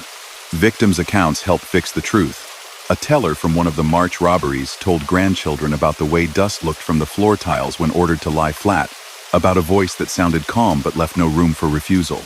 A driver shoved from his seat remembered a quiet apology that did not lessen the fear of watching his car disappear. Families saved clippings not as curiosities but as proof that a hard day had happened. The families of Agents Baum, Hollis, and Cowley carried grief that never became story material for them. It remained private loss that shaped entire lives. If you pull the camera back beyond one man's actions, you see a city's role in creating him. Chicago offered a boy the example of quick profit in 1,000 small acts that looked like skill when they were only shortcuts. It offered mentors who could teach either trade or crime. He chose the latter, found it paid for a while, then couldn't find the exit when the cost came due. The line stayed straight.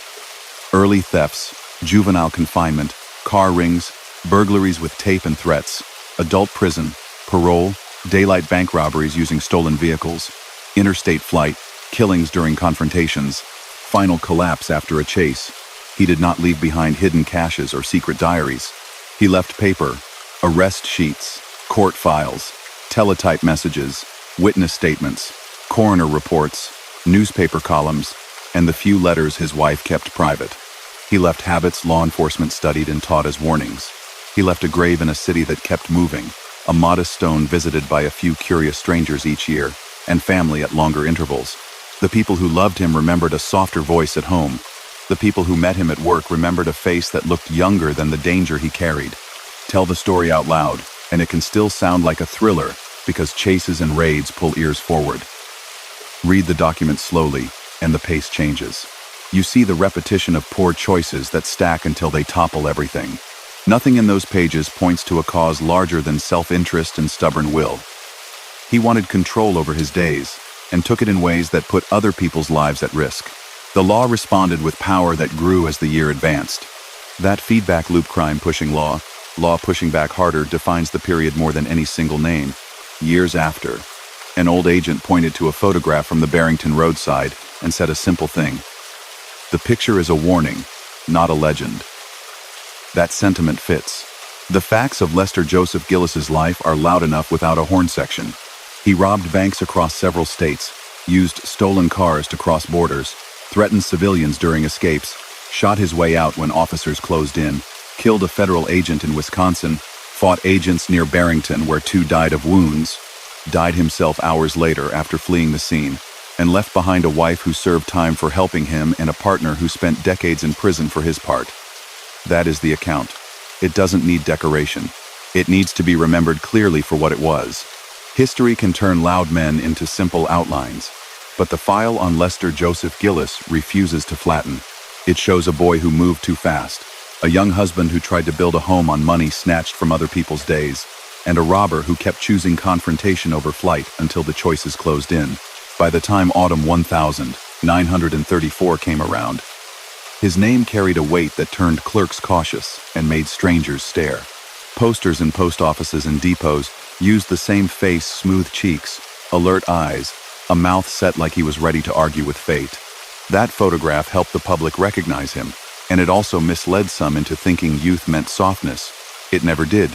The popular label followed him like burrs on a coat. Babyface, made for easy headlines, but never fit the man who stood inside bank doors with a voice that could cut a room quiet. He disliked the tag. He'd tear down a poster if he saw one tacked to a wall he had to pass. Still, names on paper don't bend for anyone. Authorities printed aliases in lines George Nelson, Jimmy Johnson, a handful of others, so that a porter or a landlord could match a signature to a face. He signed in under those names again and again, moving from rooming houses to cottages to motel courts, always calculating the exit before he touched a door. The year's rhythm before the end was a chain of hits, close calls, and longer stretches spent watching, waiting, circling a target he might abandon if something felt off. 2 March robberies stamped his style on the map Sioux Falls, then Mason City daylight, brisk commands, forced compliance, a sprint to a car, gunfire meeting any resistance. Investigators folded those dates into written timelines that would be quoted for decades because they captured him at full speed. Another raid that summer in Indiana widened the damage. In South Bend, A bank job turned chaotic when local officers reached the scene quickly and tried to block the exit. A policeman died in the street. Contemporary reports, statements from witnesses, and later histories tie the fatal shot to him. Even among hard men, the killing of an officer in the open left a mark that didn't wash away. Through spring and summer, the government kept shifting how it moved. After the Little Bohemia disaster, where a misjudged opening volley struck innocent young men in a car, and the later roadside exchange ended with Agent W. Carter Baum dead, the Bureau had to answer to grieving families and a skeptical public. It responded by tightening training, clarifying chains of command, and pushing standard practices across field offices. Radios in cars cut down on guesswork. Teletype machines clattered through the night. Supervisors began to put pairs of agents in places where fugitive sightings clustered: suburban roads, small-town hotels, gas stations on routes leading north and northwest of Chicago. The point was simple: stop gambling on luck. The way towns looked at bank robbers changed, too. Early in the Depression, some folks told themselves that men who hit vaults were striking at a system that had failed ordinary families. That story collapsed wherever bullets flew.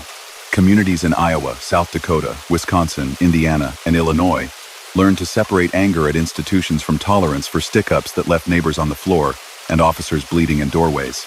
Bank managers installed sturdier doors and alarms. Opening routines changed. Guards received instruction on staying alive rather than trying to be heroes. None of that made banks unassailable, but it blunted the shock advantage that had carried robbers far. He didn't pivot to some different life when the environment turned against his habits. He leaned in. He stole cars at curbsides, compelled drivers to give up keys, crossed borders without a backward look, and used hostages as moving shields when escape routes narrowed. Those acts weren't the flashy stunts of pulp covers. They were crimes that left people shaken for years.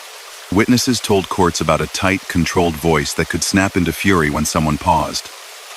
Drivers remembered the helpless feeling of standing on a curb while their car disappeared. Bank tellers remembered the grit under their cheekbones from floor tiles while they listened for the footsteps that meant the room had emptied and a new silence had started. One piece of the story that often gets folded into the margins is how much the Chicago underworld acted as a weather system around him without dictating his days. Organized rackets had their own priorities: gambling, liquor, labor rackets, and they watched bank robbers like they watched a passing storm. Sometimes useful as cover, always risky if the lightning stayed overhead. He could buy help, a room, a doctor's quiet hands, a clean car. But none of that built a safety net sturdy enough to change the outcome. As federal pressure grew, helpers retreated, and every hand held out for more money than the last time. That shift pushed traveling robbers into smaller and smaller circles until even trusted addresses felt wrong. He never told stories about childhood that excused any of this. He came out of a working city where shortcuts were easy to find, took them, got punished for it as a teenager, then kept taking them anyway. Street, Charles School for Boys gave him routines. Joliet and Stateville gave him edges. Parole gave him open doors. In California, he met a partner suited to him, John Paul Chase, and learned the West Coast had banks as vulnerable as any in the Midwest. Then he returned homeward and slid into a larger orbit of interstate holdup men who had been swapping safe houses and cars for months. That path ended in November on a roadside where 2 federal agents fell in the line of duty and where he took wounds that a back room could not mend. After that day, the remaining work was administrative and human at once. Arrests, arraignments, funerals, family decisions made in rooms that had gone cold. Chase was captured near San Francisco in December and convicted for his role in the killing of Agent Herman E. Hollis. He received life. He would serve decades, among them long years behind the walls on Alcatraz Island, after that prison opened to federal transfers. Late in life, he admitted regret in a letter, something that could not bring anyone back. Helen surrendered and faced federal charges for harboring and aiding. She served roughly a year, then lived quietly outside the news cycle. Friends later described a woman who kept her head down and raised her children, without using the past as a story to win attention or pity. The Bureau placed the names of Hollis, Cowley, and Baum on its honor rolls. The organization that had stumbled in April showed a different face by winter, firmer field structure, more disciplined deployments, a clearer legal base after Congress passed statutes in 1934 that addressed bank robbery, kidnapping, and the interstate movement of stolen vehicles. Those changes did not erase the pain inside families. They did change how future chases would unfold. The era of lightly coordinated county responses to interstate robbers ended. The speed of information caught up to the speed of engines. That shift wrote itself into quiet victories that never made headlines because the robberies never happened. What did he leave behind beyond files and a grave? He left cautionary outlines for young men who confused nerve with wisdom. He left reminders for the press about the cost of tags that turn offenders into characters. He left a city full of tiny echoes, a car coasted to a stop on a side street, a clerk who hesitated to rent a room, a doctor who remembered turning away a knock that sounded like trouble. He left a wife with a sentence, and then long years to build new routines. He left children who learned that privacy is a shield. He left partners captured or killed. He left places that still carry plaques and small markers. A Northwoods Lodge where a blown raid became a lesson. A curve of road near Barrington where a firefight compressed a whole decade's worth of choices into minutes. Take the South Bend robbery again, not for lurid detail, but to show the momentum of a period. A midday strike, townspeople responding fast, officers rushing in, the street turning volatile in seconds. Accounts align on the death of a patrolman who had run straight into the path of men who refused to slow down. Investigators, and many researchers, attributed the fatal shot to him based on positions and witness reports. That day told the public what it needed to know about the stakes. Robbers weren't anti-heroes. They were armed criminals whose decisions traveled out past vault doors and into neighborhoods. Look at the administrative side too, because that's how the past actually runs. Somewhere in a courthouse, an inquest foreman read names into the record. A stenographer typed a transcript. A judge stamped a page with a date that still appears in histories. Somewhere in a federal office, an agent drafted a summary that listed aliases, physical descriptions, known associates, and the charges attached to specific events: armed robbery of named banks, transport of stolen vehicles across borders, assault on officers during escape attempts, the homicide of a federal agent near Little Bohemia, the fatal confrontation near Barrington. Those pages were written in plain language without adjectives. They didn't need emphasis. Memory can play tricks, yet the surviving record is steady. He had a reputation for being the most aggressive figure in any room and in many cars. Partners worried he would push a situation past a point where caution could save them, and often he did. That trait helped in some takeovers that demanded speed to avoid protracted fights. It doomed him wherever trained officers closed distance. The same drive that made him effective at forcing decisions in bank lobbies made him choose a gunfight over flight in open country when odds began to tilt against him. That pattern shows up in witness quotes from multiple towns, not just in dramatic summaries. He had tenderness in private moments that doesn't erase anything.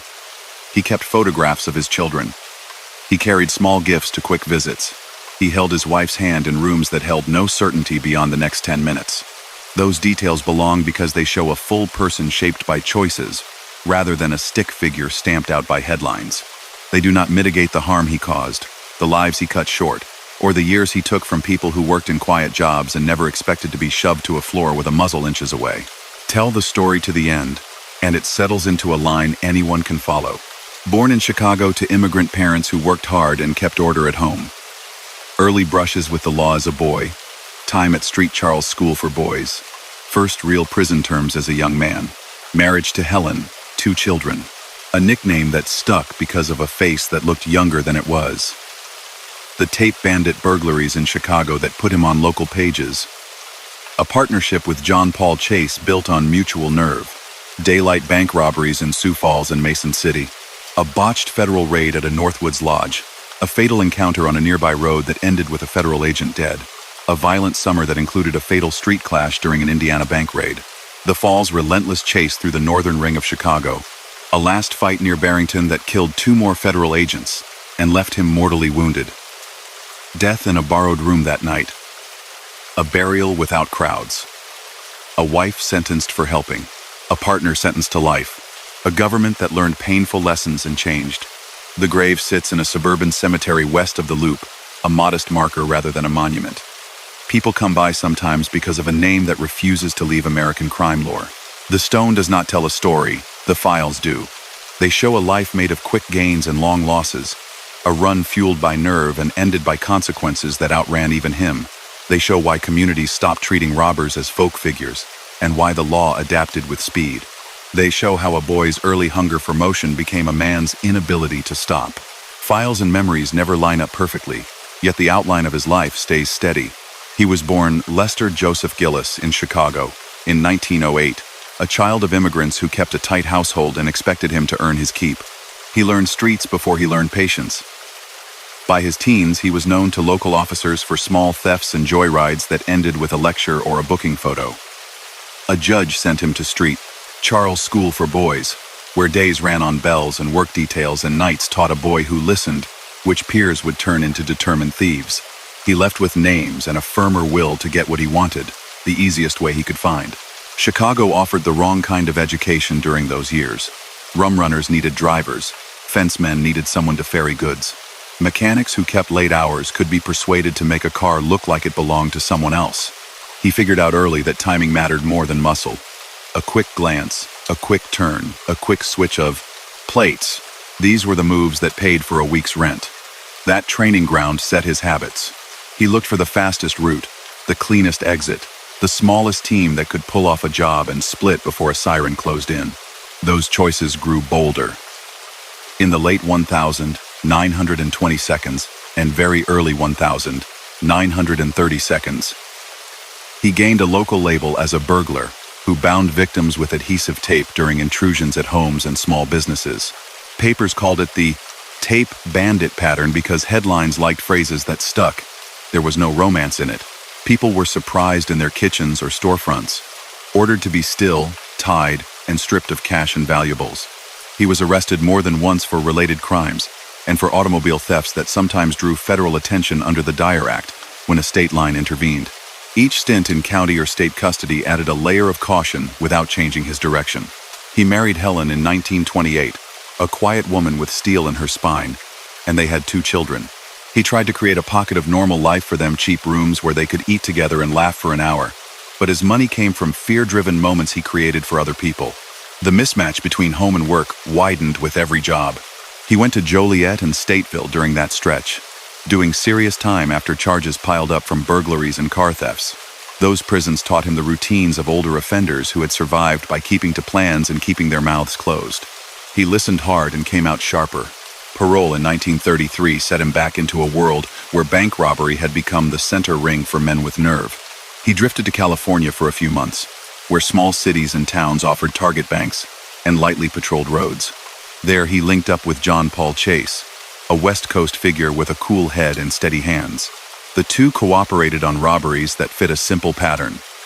Choose a bank with a predictable opening, keep the team small, get in and out fast.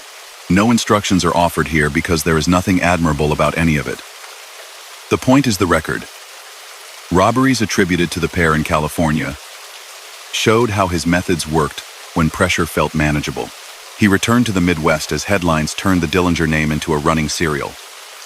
Loose associations mattered in that world. He shared rooms, cars, and lookouts with men who counted seconds like he did, and who favored daylight entries that counted on shock, speed, and strong engines. March 1934 put 2 dots on his map that never faded. On the 6th, a Sioux Falls bank was taken in a fast-moving holdup that used the lobby's surprise to grab cash and reach the street before a coordinated response could form. On the 13th, Mason City saw a nearly copybook strike. In both places, guards and officers who tried to intervene were shot and wounded during the escape, and hostages were used briefly as cover for the walk to the curb before being released unharmed. Those actions added counts that prosecutors could recite without looking down. Armed robbery, kidnapping in the course of a felony, assault with intent to kill. The spring brought a disaster that shaped the rest of his short life. After a tip, federal agents staged a raid at a Northwoods lodge called Little Bohemia. Their approach misfired when a car with local young men rolled out of the lot and agents, jumpy and undertrained for the moment, opened fire by mistake. A civilian died, and 2 were wounded in that first clash. Chaos followed. Suspects ducked into the woods. Cars were seized and abandoned. On a rural road not far away, he encountered searching officers. Special Agent W. Carter Baum was shot and killed. Another agent, and a local lawman were seriously wounded. Those facts live in sworn statements, inquest documents, and bureau files. After that day, any notion that he was a daring thief who might play games with the law vanished. A federal agent was dead. The country watched, and the bureau adjusted. He kept moving anyway. He stuck to banks, to cars, to quiet rooms paid for in cash, to safe houses loaned by people who preferred money to questions. He paired with drivers who could get the most out of a big sedan on narrow roads, and relied on the same small circle to stitch wounds and shift plates.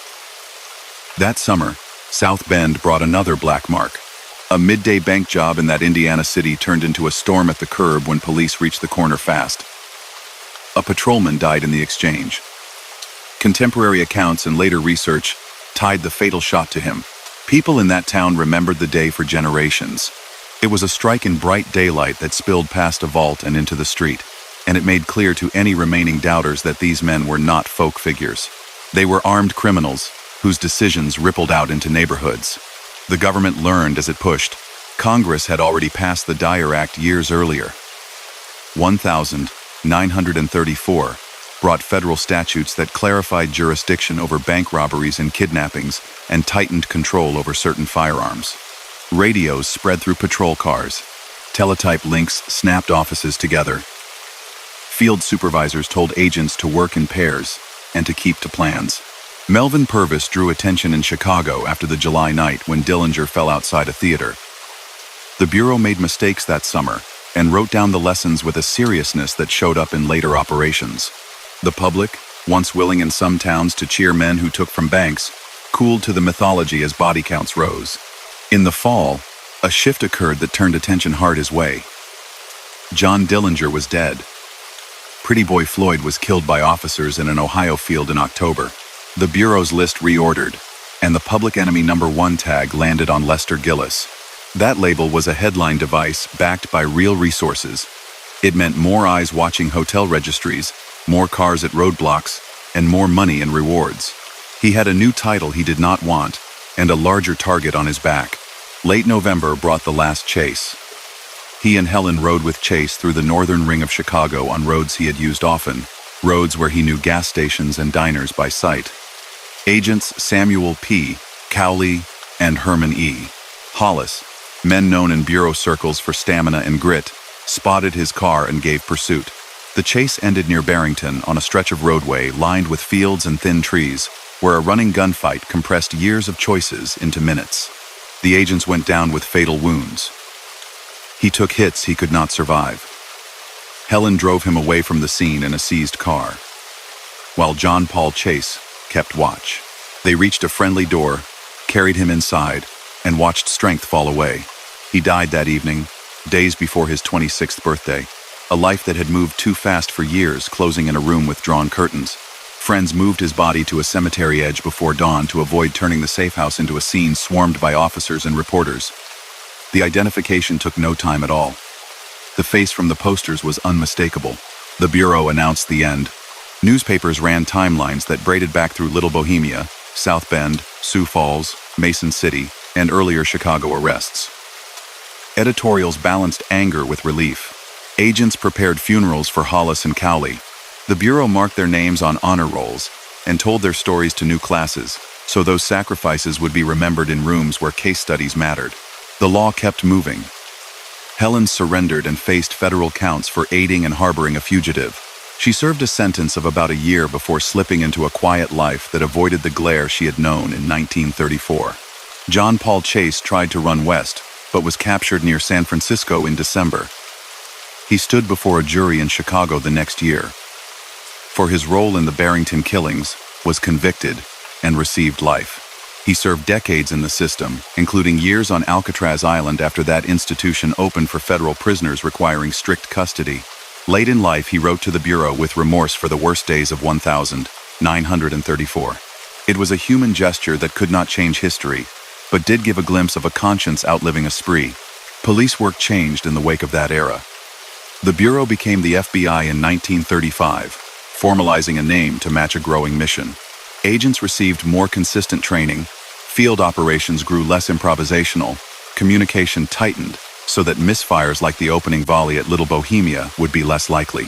Local forces learned to call for help early when faced with interstate fugitives, and to focus on protecting civilians rather than trading shots in conditions that favored chaos. Banks hardened their routines and their doors. None of this snapped into place overnight, but the cumulative effect showed in quieter years to come, when robberies that might once have succeeded were stopped by faster information. Public memory kept reshaping him. A 1,950 seconds film used his nickname for a title and turned facts into screenplay beats that made him larger than the man who existed.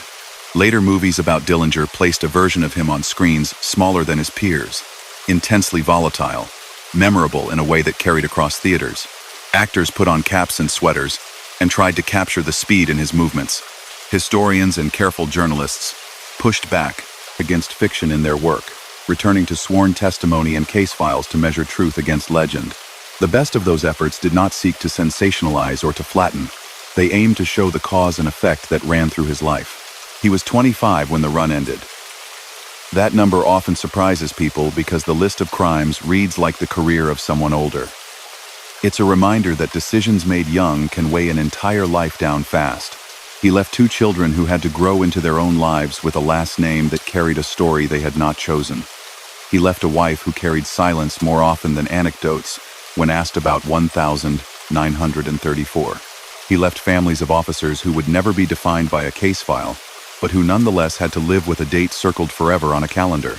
He left towns that put up plaques, post offices that kept photographs on walls for training and memory, and a field near Barrington that sits quiet most days until someone drives by and thinks about what happened there. If you list the major acts that formed his record, the list is long but simple. He ran early with car thieves and burglars. He became the figure behind a series of intrusions that left people bound and shaken in Chicago. He graduated to bank robbery, choosing speed and shock over stealth. He took cars by force and crossed borders under names that changed with the day. He worked with men who made the 1,930 seconds a hard time for small-town banks and for officers who tried to stand in their way. He killed a federal agent in Wisconsin after a failed raid and was connected to a policeman's death during a summer bank job in Indiana. He fought federal agents near Barrington. 2 died of wounds, and so did he, hours later. Every one of those lines is supported by paper indictments, inquests, affidavits, bulletins, and the plain ink of newspapers that recorded what they could confirm. The quieter details belong beside those stark lines. He was small in frame, but forceful in manner. He thought planning and speed could solve most problems, until he reached a problem they could not solve. He showed tenderness to his family, even as he put them at risk by existing inside a life that demanded constant motion. He distrusted most people, relied on a very few, and pushed situations harder than many allies liked. Those traits made him effective at short-range tasks and doomed him in long-range terms. Chicago keeps moving regardless of its past, but it is never free of it. The L rattles past neighborhoods where he learned how quickly a person can disappear. Streets he drove still fill at rush hour with people thinking about groceries and school plays, not bank vaults and roadblocks. A cemetery stone holds a name that visitors still recognize even if they don't know the full story behind it. In police academies and FBI classrooms, his case is still a teaching tool for how training, communication, and law can close space that once let men like him slip through. In history books, his life sits inside a chapter about the transformation of law enforcement during the Depression, a pivot from scattered local responses to coordinated federal action. The last measure is personal and plain. He set his course. The harm that followed was not accidental or abstract. It fell on shopkeepers, drivers, tellers, patrolmen, federal agents, spouses, and children. Courts captured that harm in language that sounded cold because it had to be exact. Families carried it in stories that never made it to paper because they were too private or too painful. A nickname gave him a mask for the public. The record pulled the mask off. The life of Lester Joseph Gillis tells one clear thing to anyone willing to see it. Choices add up, and sooner or later, the bill comes due. And that brings us to the end of tonight's story from the Silent Empires. Lester, Babyface. Gillis here thanking you for walking beside me through the shadows, the risks, and the restless life of a man who lived faster than the world could catch. If this story helped you unwind or drift into the night, Don't forget to like the video, subscribe, and stay with us for more stories of gangsters and forgotten empires. Until next time, may the silence of the empire rest over you, and may the echoes of history carry you gently into sleep. Good night.